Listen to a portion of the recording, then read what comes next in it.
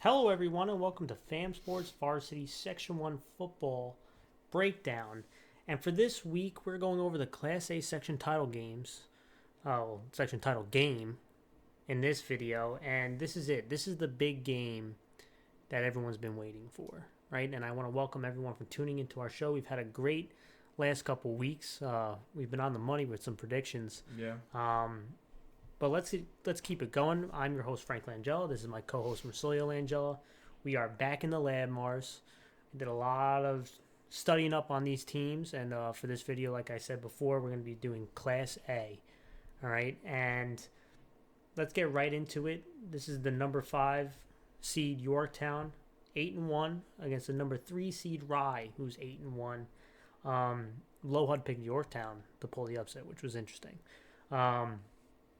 But just how we got here, Yorktown beat John Jay Cross River in what was it wasn't surprising to us because we both picked Yorktown, but they beat John Jay 20-7. And this real surprising part is not so much that they won, but how they shut down that high potent offense of John Jay Cross River.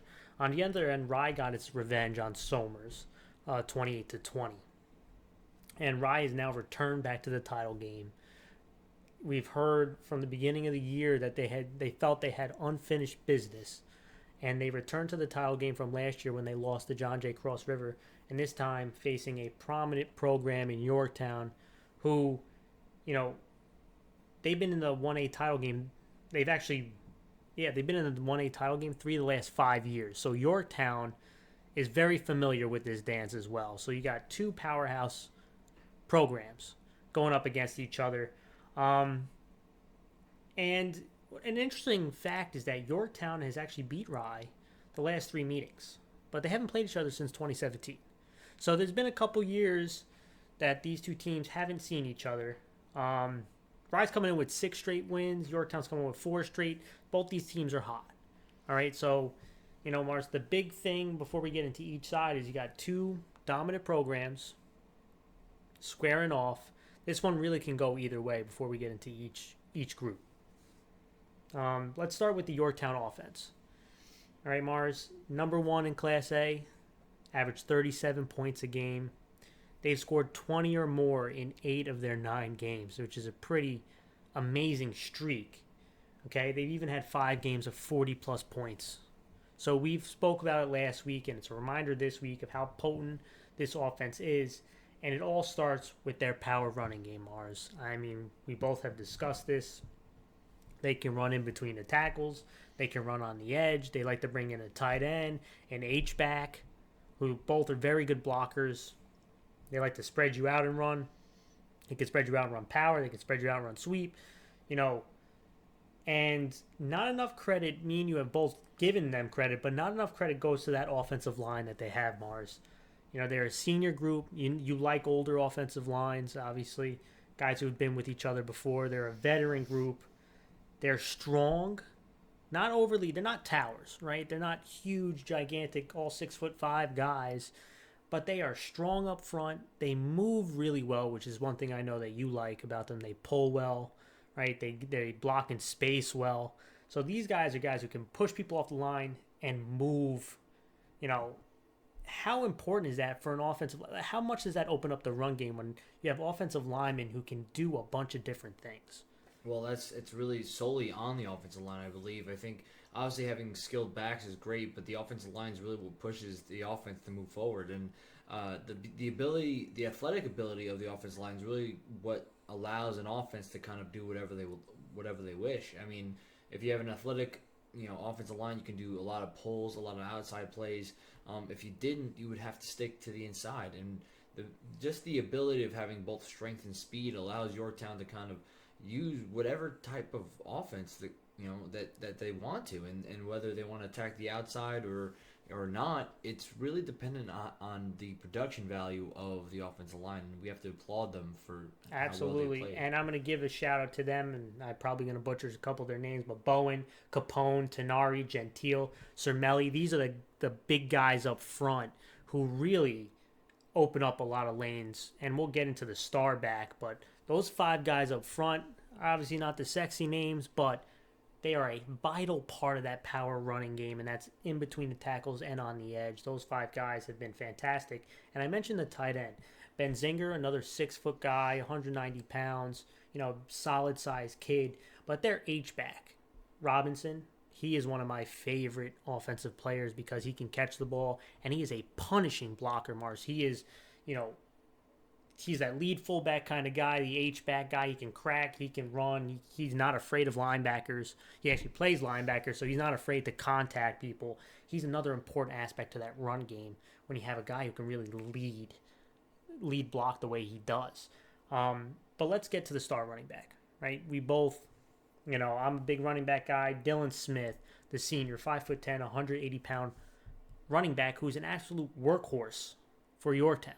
I mean, last week against John Jay, 34 carries, Mars, 200 yards, 2 touchdowns. And this kid, although, again, 180 pounds is a solid-sized kid, he runs like he's 220. I mean, he runs through arm tackles. He's not a slow kid. We broke down him last week. But this kid, again, he just continues to impress. And he's a guy that he gives you those body punches over and over and over again. And at some point, with that offensive line pushing on you and Dylan Smith running down your throat, at some point, he's going to cave in that defense. And that's when those big plays come in the power running game. No, yeah. I mean, Dylan Smith is just a freak of nature. And I think that the fact that they're going to give him 34 carries in the game tells you how much confidence they got. Yeah, how much confidence they have in the kid, and why wouldn't you? I mean, he's been showing out all year, and he's been your workhorse. But not even just him. You have a bunch of athletes on Yorktown that are just multi-sport athletes, and what we all know from Yorktown is that not only are these kids going to beat you in football, but we all know they're going to beat you in lacrosse. Yeah, right? And they have that agility, they have that speed.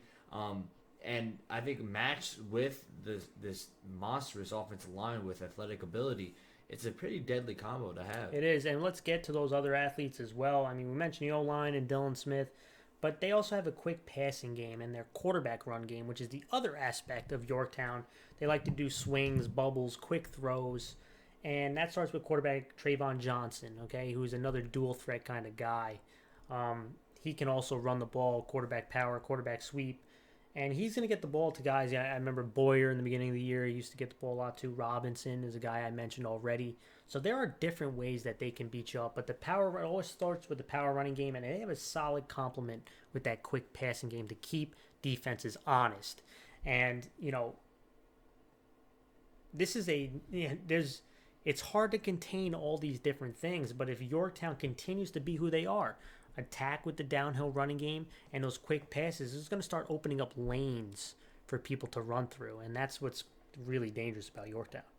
I think it's just reality. Dylan Smith is just a monster. I mean, he averaged close to 6 yards a carry last game, and that's just against the John Jay Cross River team. That's the number one team, right? Yeah. And that's no slouch, obviously. No. And I think that it's really going to depend on how well the offensive line plays and how well Dylan Smith plays is really how this game's going to feel. Yeah, and so up next we are going to show how potent Yorktown's offense is and what they do that separates them from the group.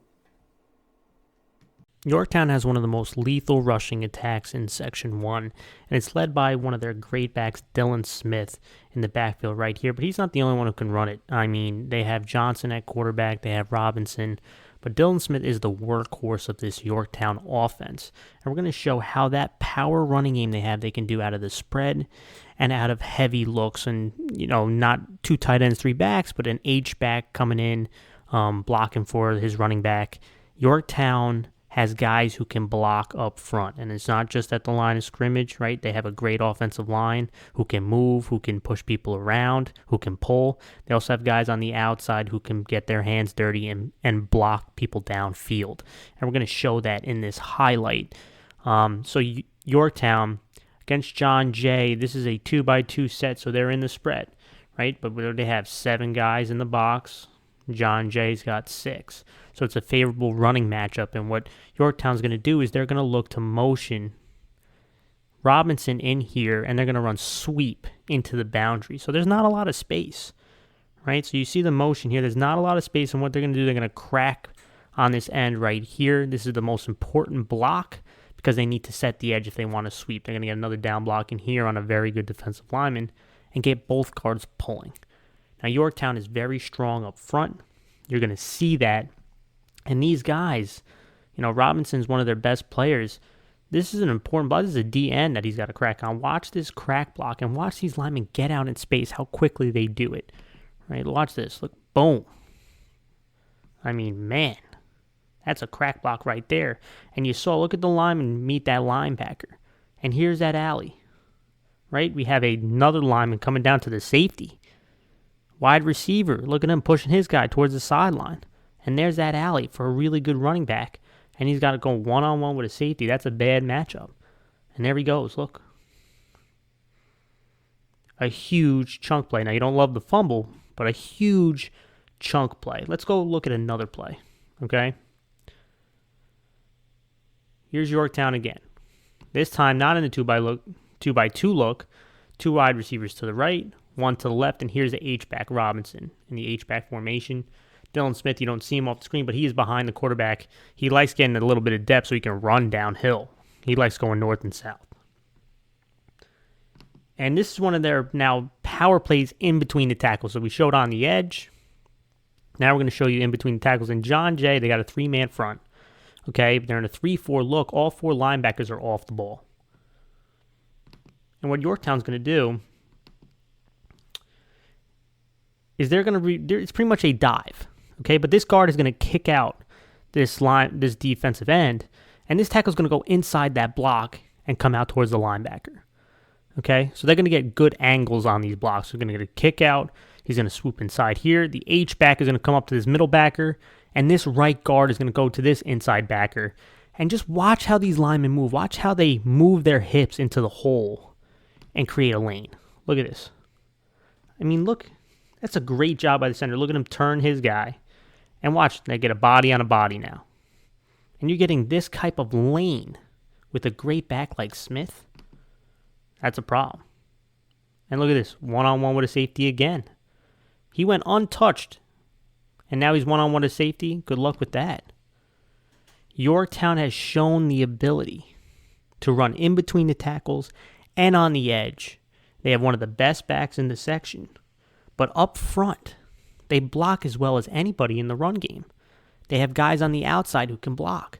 They have a great H-back he's a powerful blocker.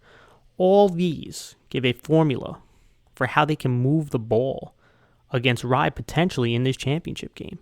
Yorktown is a force in the run game, and for them to be true to who they are, which is running downhill, they have a great chance to move the ball and possibly win a section title.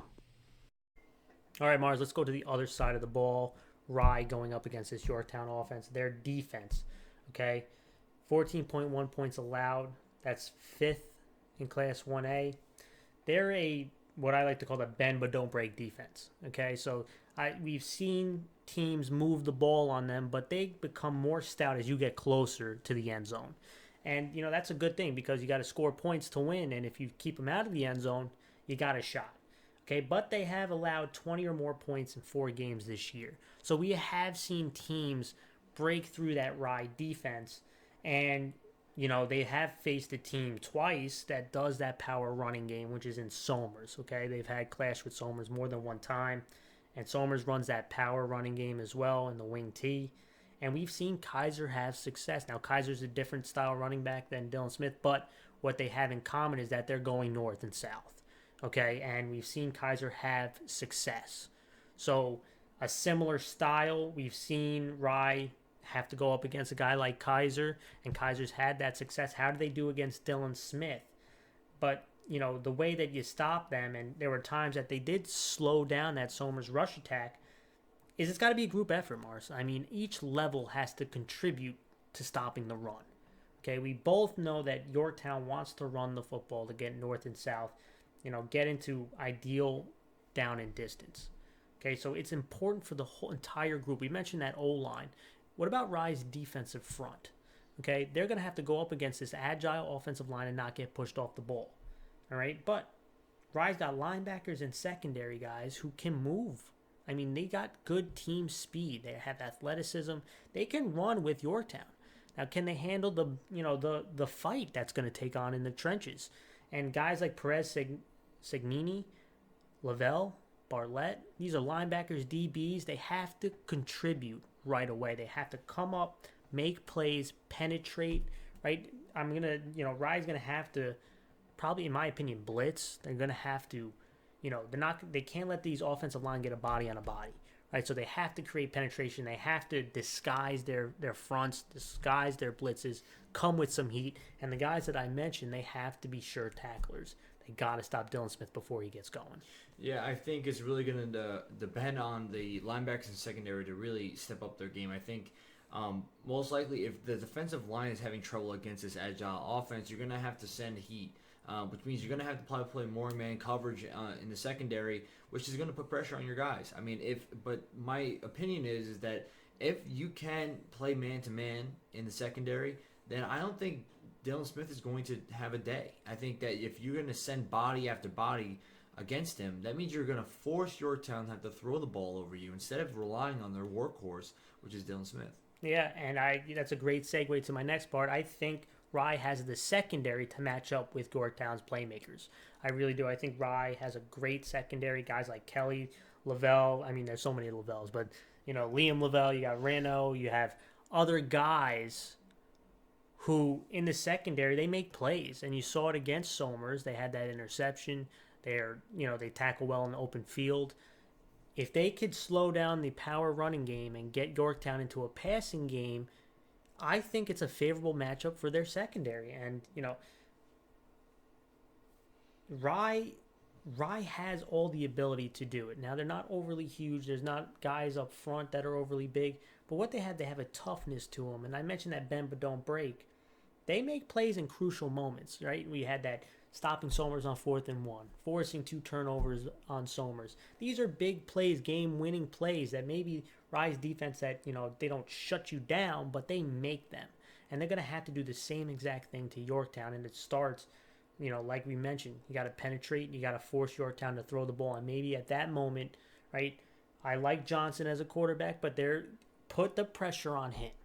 Put the pressure on him to win the game for them. And I think that's going to be the most favorable matchup. Him against your secondary, and your secondary is one of the best in 1A. Let that be the matchup. Don't let it be Dylan Smith running against your linebackers all day.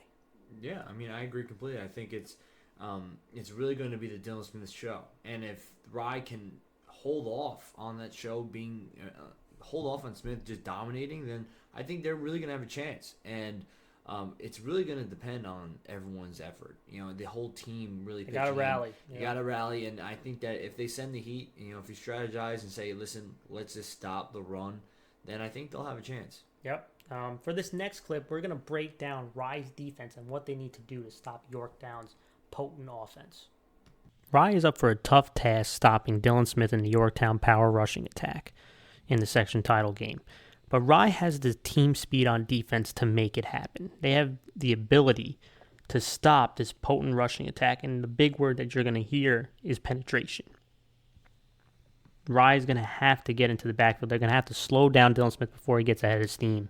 And there's a couple ways to do that. Obviously, the way they play up front will be absolutely important. So these guys you see right here is a huge aspect of that. But there is another way, and that is by blitzing. And you're going to see how Rye can try to confuse Somers in this clip, and maybe they can do something similar to that against Yorktown.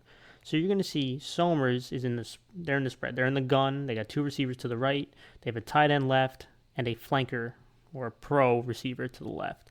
All right, and could be a similar situation that they see versus Yorktown. Yorktown can bring in a tight end. Yorktown can also bring in an H-back that they like to do. But they're going to run power football, which means they're going to pull these 2 linemen. They're going to get a few down blocks going in this direction, and they're going to try to run downhill to the right.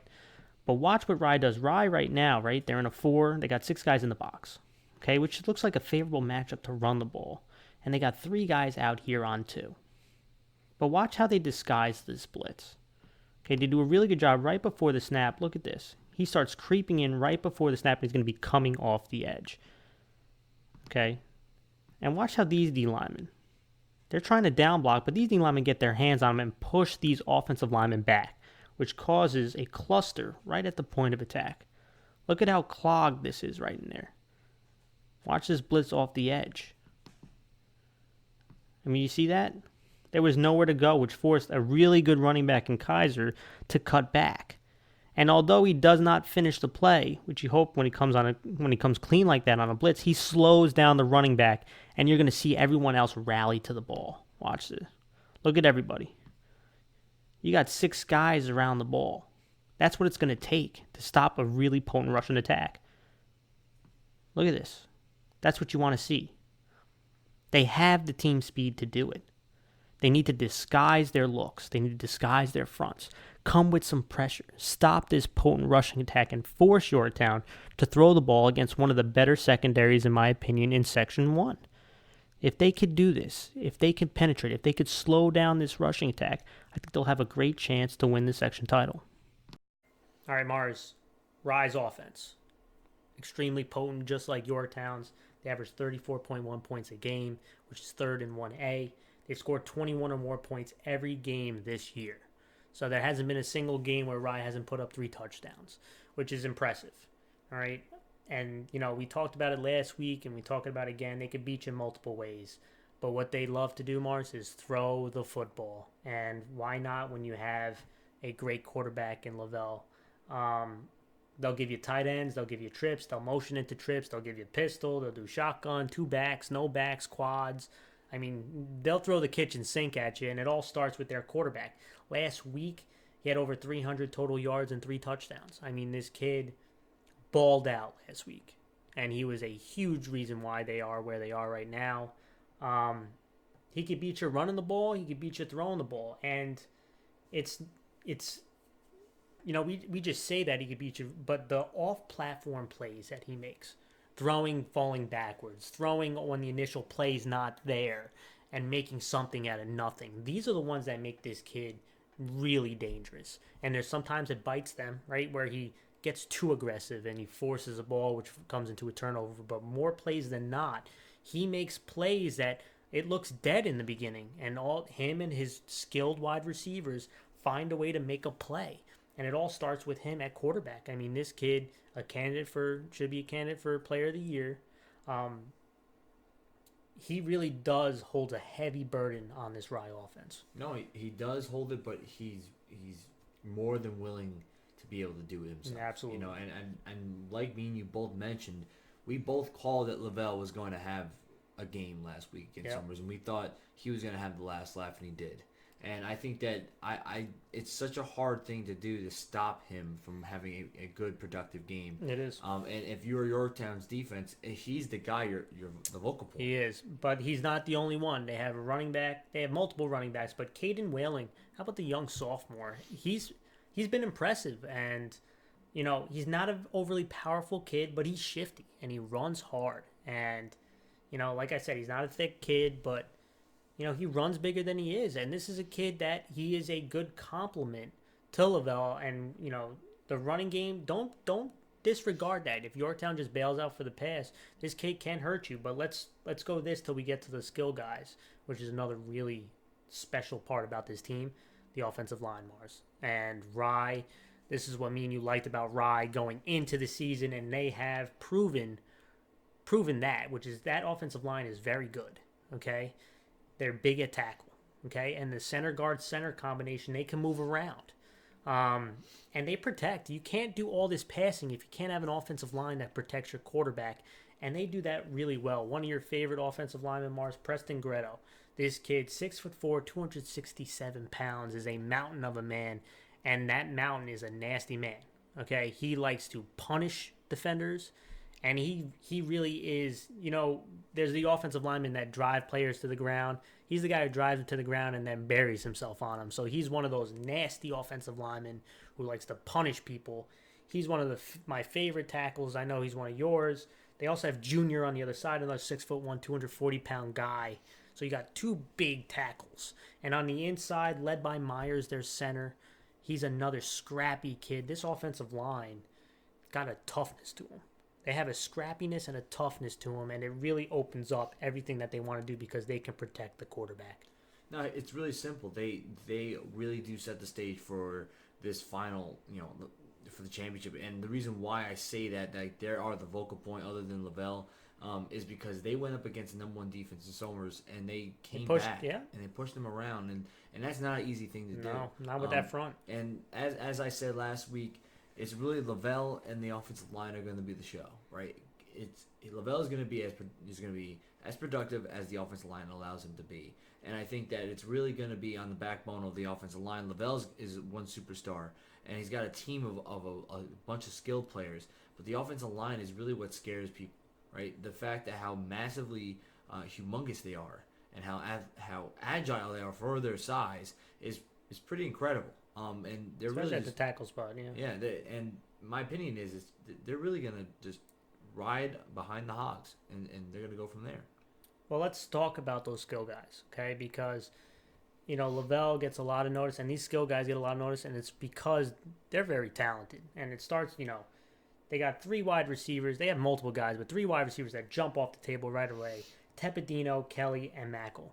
I mean, these guys are different type of players. All of them bring a special aspect, and it seems like every week one of them shows out, right? So one week it could be Kelly, one week it could be Tepedino, one week it'll be, another guy. And these guys have great chemistry with their quarterback. I mean, they make some great catches.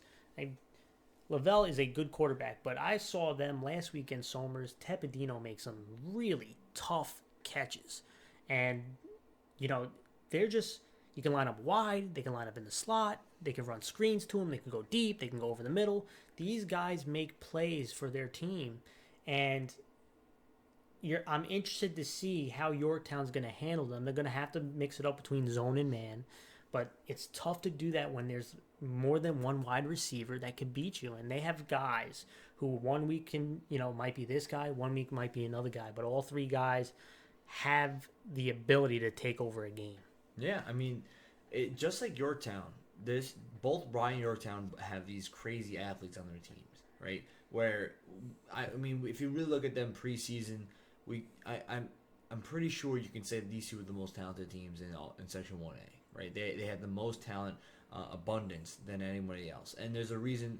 There's a reason why they're in the section final, right? It's clear as day when you watch it, both these teams, and they're very equal. Right, when you look at the skill position, how athletic they are, how versatile they are, how they can do multiple different things, and they can hurt you in many different ways, and that's what really it's scary about picking this game. Right, it is because you have no idea because who's gonna show out. It can go either way. Now the interesting part is this: Rye likes to throw it, and it's going to be cold. So how does that? Usually in the cold weather, the team that can power run the football, it is a more favorable matchup. I'm interested to see what Rye does because they have a capable running back. They have a capable offensive line. Do they try to mix it up or do they stay true to who they are, which is throwing the ball? It'd be interesting to see. I think that they need to have a nice complement to each other. If they throw it over 30 times in this game, I don't know if it'll be a great success in the cold. But we'll see, right? I've been proven wrong before. They stay true to who they are, and they've won a lot of games. All right, for this next clip, we're going to talk about Rye's offense and what makes Lavelle and their wide receivers so special. Rye has one of the most potent offenses in Section 1 that can beat you in multiple ways.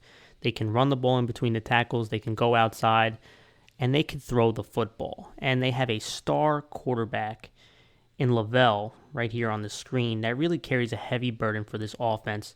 He does a lot for this team, and he can hurt you throwing and running the football. Okay, but he's not alone. They have playmakers all over the field, especially at the wide receiver spot. They also have an offensive line that does a really good job of protecting the quarterback. And what makes Rye so unique is that even when you initially feel that you've stopped their play, Lavelle does a great job of doing what we call all off-platform plays, which means the initial play has broken down, and he can make something out of nothing. He can make plays that wasn't originally designed for. Okay, and the wide receivers have a great connection with their quarterback, and we're going to show that on this play. So, Rye is in quads left. Okay, they have 3 receivers and a tight end. They're on the right hash, so it looks like they're trying to attack the wide side of the field. Okay, that's where the strength is. And what Somers is going to do to counter that is they're in a cover 3 concept, which means this second defender is under 1, what I call, or the flats.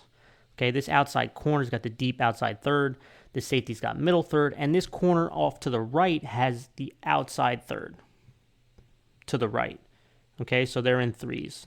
Deep outside left, middle, deep outside right. But because they're in quads, this corner at the snap of the ball is going to cheat towards the middle of the field.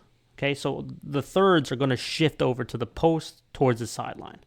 All right, and what Rye's doing is, we talked about them attacking the wide side of the field, they're actually going to do a sprint out.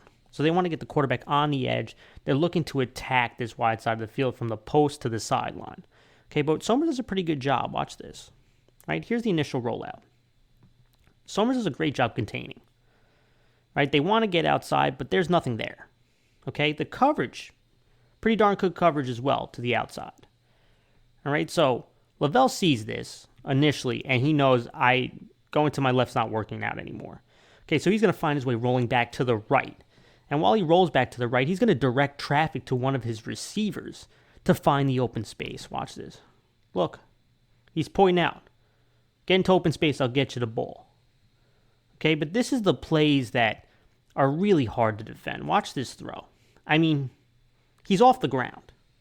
He's falling back. He's off the ground. He's rolling to his right. I mean, when coaches teach quarterbacks how to throw the ball, this is not, to be honest, this is not what they're going to show. Hey, throw jumping in the air, falling backwards. But he has such good arm strength. And on this off-platform throw, also when he throws it, you're like, oh no. But watch how accurate and how strong his arm is. Look at this. An off-platform throw, and he threw a P. The wide receiver does a great job finding open space. And this is those plays that are just backbreaking for a defense. Touchdown. I mean, he has shown the ability all year to make these kind of plays. And it's going to be up to Yorktown to try to stop these off-platform throws, or they're not going to have much of a chance of winning that section title. Rye can beat you multiple ways, but these are the plays that really hurt a defense when you initially stop their play and a great player like Lavelle and his wide receiver group get an off-platform play that can hurt and put points on the board. All right, Mars, let's go to the other side of the ball. Yorktown's defense, which was number 2 in 1A, 12 points a game allowed. They've only allowed 20 total points the last 4 weeks combined.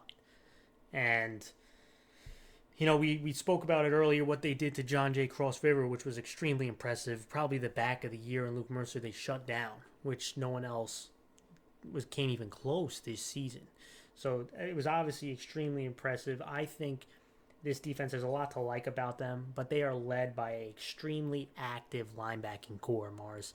And I think that's the best core in Section 1A because they can tackle, they can cover, and they move very well. And, you know, guys like led by Robinson, who I mentioned quite a few times, he's having a very good season. But Tenari, Capelli, Capone, you know, these are kids that form a unit at linebacker that they could do a lot of different things, but they, you know, they're not afraid to go in between the tackles and tackle you, and they can move pretty well in coverage. And that's the really impressive part. You know, they can cover wide receivers, but they can get dirty and they can attack the line of scrimmage and make a lot of plays for this defense. They are led by this linebacking core that, you know, as a group, they have depth and they have skill, multiple different attributes they bring to this linebacking core.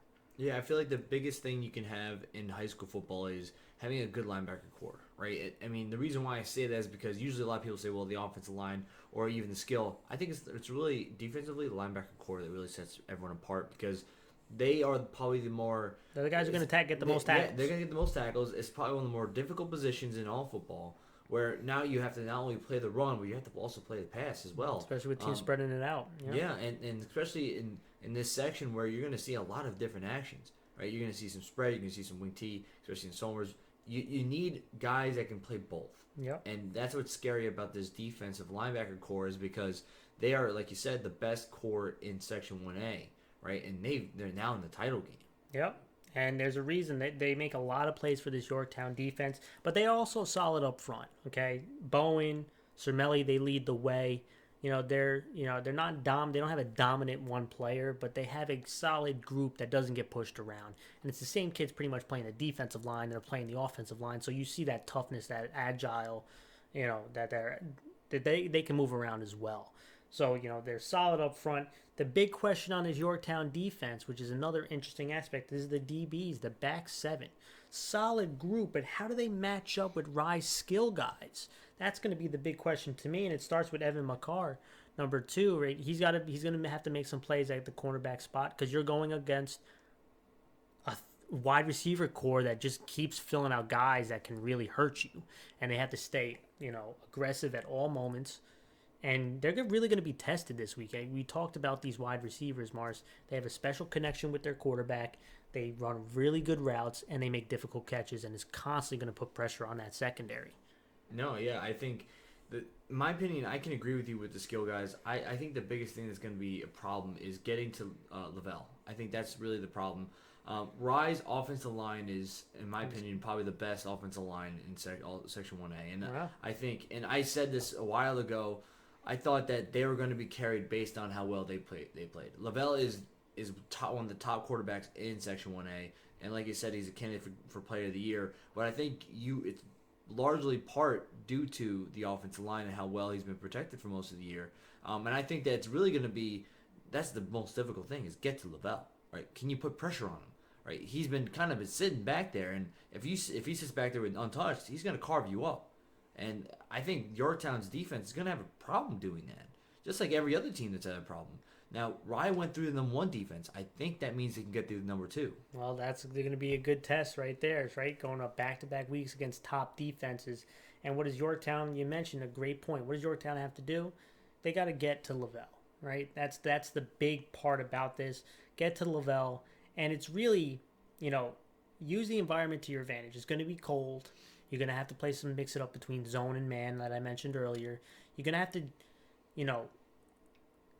pressure causes quarterbacks to make poor decisions, right? So we mentioned the pressure part, but what can you do to these wide receivers? Well, put them in zone. Maybe bump with them a little bit. Maybe get your hands on these guys. Bang them when they go over the middle. Like, you got to do little different things to get these wide receivers off track, okay? They have a tough group, but wide receivers don't like getting hit. So you're going to have to hit, and when they catch the ball, you're going to have to punch them when they catch the ball. Yorktown does that. Maybe you see some drops. Maybe you see some balls fly your way. Some bounces go your way because of the aggression that you're coming with. That's going to be extremely important for Yorktown. The less possessions that Rye has, the better. All right? And for this final clip for this one, Mars, before we get to our prediction, we're going to show Yorktown's defense and that linebacker core and what makes them unique.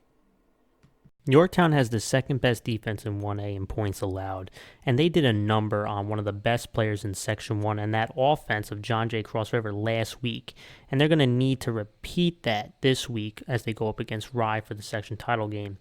And they have one of the best linebacking cores in high school football in Section 1, and you're going to see that from these 3 guys right here on when you're playing a spread team, which is similar to what Rye does. You have to be able to play zone, and you have to be able to be active and move at all 3 levels. And they do that from the defensive line to the linebackers to the secondary.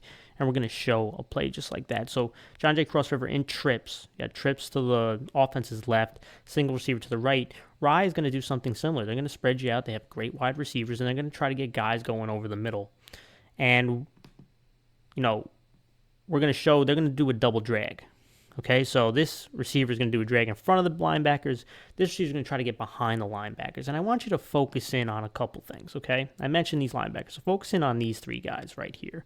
Watch how they attack the receivers. The linebackers, a lot of times you see them just sit and wait, covering space. You're not going to see these linebackers do that. You're going to see them attack the wide receivers. And then up front, you got to be able to get pressure on the quarterback, and they do that as well. So we're going to watch that right here. Okay? So initially, look. Both linebackers are always moving. Okay? This is what I love here. Getting their hands on guys going inside. Guys who can cross and patterns. Linebackers, you have 5 yards. Get your hands on these receivers. Don't hold, but you can impede their progress. Okay? When you're looking at these linebackers, their heads are constantly moving. They're looking for somebody. They're constantly on a swivel. Okay? And you watch that. Okay? Now here comes the pressure. Okay, notice the other two linebackers are off the screen, but you're going to see at the end how far away they moved because they were attacking receivers. Watch this guy. He's coming right for this inside crosser. Now the quarterback is facing pressure. The initial pass was not there. Pressure causes quarterbacks to do foolish things. And you're going to see that right here. He tries to throw off his back foot, and that's a linebacker making a play on a drag. But look at the other linebacker. Look how far out he went. He's not waiting to cover space. He's attacking these receivers. I mean, that's just awesome. That's how you force turnovers. You have to be able to play zone. You have to have linebackers who are going to attack receivers and not wait in space. Yorktown has one of the more active linebacking groups in Section 1, and that's going to be huge as they play Rye in that passing attack. All right, Mars, let's get to our prediction. I'm going with Rye, and I picked Rye before the season started. I'm going to stick with my guns. Makes it an even more difficult pick because Yorktown, I feel, has started to move its way into a more complete team.